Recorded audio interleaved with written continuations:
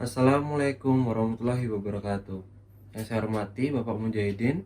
Perkenalkan, nama saya adalah R. Dimas Agung Wicaksono, NRP 52161132 dari kelas Manajemen Hubungan Pelanggan.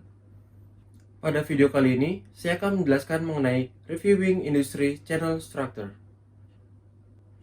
Yang pertama-tama dari definisinya dulu. Channel sendiri adalah cara, media, atau antarmuka perusahaan dengan para pelanggannya.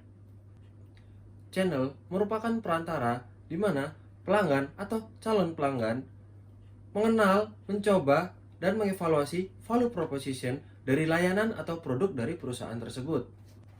Jadi, intinya channel itu bagaimana sih calon pelanggan kita itu bakalan tahu mengenai produk atau layanan dari perusahaan yang kita miliki. Seperti itu. Lalu, yang kedua, ada definisi dari channel strategi.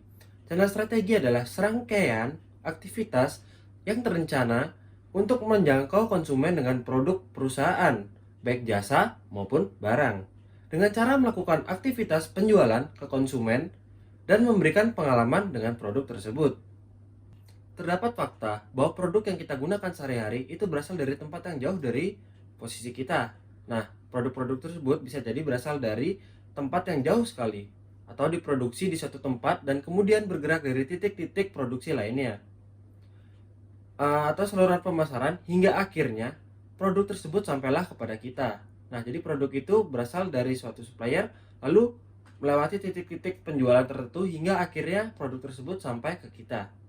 Lebih tepatnya, channel strategi adalah upaya perusahaan untuk mencari cara terbaik untuk mengekspos pelayanan, servis, ataupun produk dan brand mereka ke konsumen yang tepat melalui channel-channel yang tepat juga.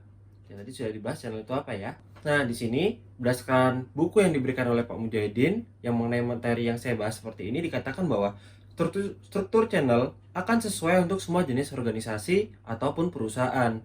Namun, bergantung pada pendekatan mana yang paling menarik pelanggan. Tergantung pada kemampuan organisasi atau perusahaan untuk menciptakan nilai relevan dengan kebutuhan para pelanggannya. Lalu, channel strategi ini menggunakan model bisnis B2B atau business to business, di mana hubungan ini adalah perusahaan yang berfokus pada penjualan produk dan layanan untuk perusahaan lainnya. Nah, jadi di mana channel ini berhubungannya dengan misalnya antara ada sebuah perusahaan dengan perusahaan lain yang memiliki hubungan jual beli seperti itu. Berikutnya, terdapat beberapa jenis channel strategi yang dapat digunakan oleh perusahaan.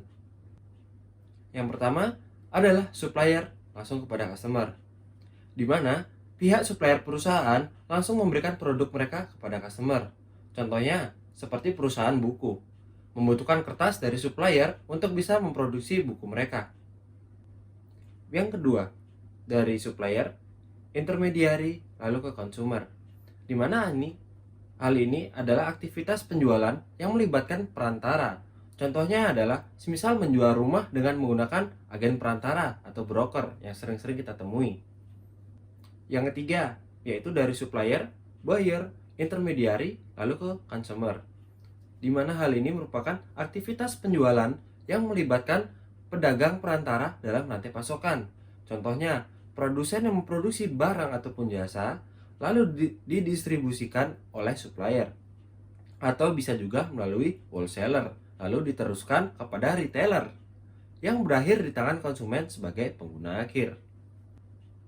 Yang terakhir, terdapat dari supplier, lalu ke wholesaler, lalu ke distributor, lalu ke retailer, lalu berakhir ke consumer. Aktivitas penjualan yang melibatkan perantara antara lain wholesaler, lalu distributor, lalu ke retailer, lalu berakhir ke konsumen akhir. Nah, mungkin di sini pada bingung ya, kenapa intermediary itu dibagi menjadi dua. Yang pertama contohnya adalah distributor dan wholesaler. Nah, yang pertama wholesaler.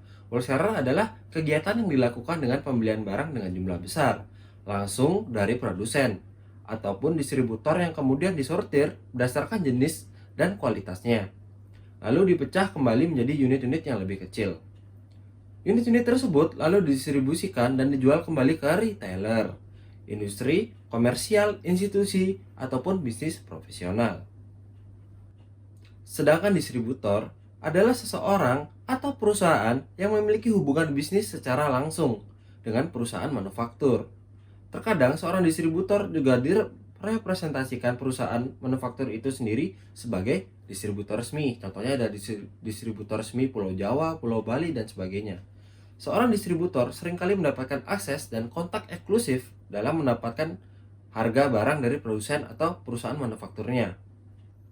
Jadi intinya pada materi kali ini adalah perusahaan harus juga bisa membangun sebuah relationship yang bagus kepada setiap channel, di mana perusahaan tidak hanya berfokus untuk memuaskan atau meningkatkan loyalitas dari para konsumen akhirnya yaitu kita, tapi juga meningkatkan loyalitas dan kepuasan dari para channel-channel ini sehingga dapat bekerja sama dengan baik dan menciptakan sebuah supply chain yang sehat dan baik.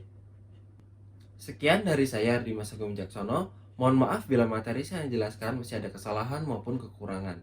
Assalamualaikum warahmatullahi wabarakatuh.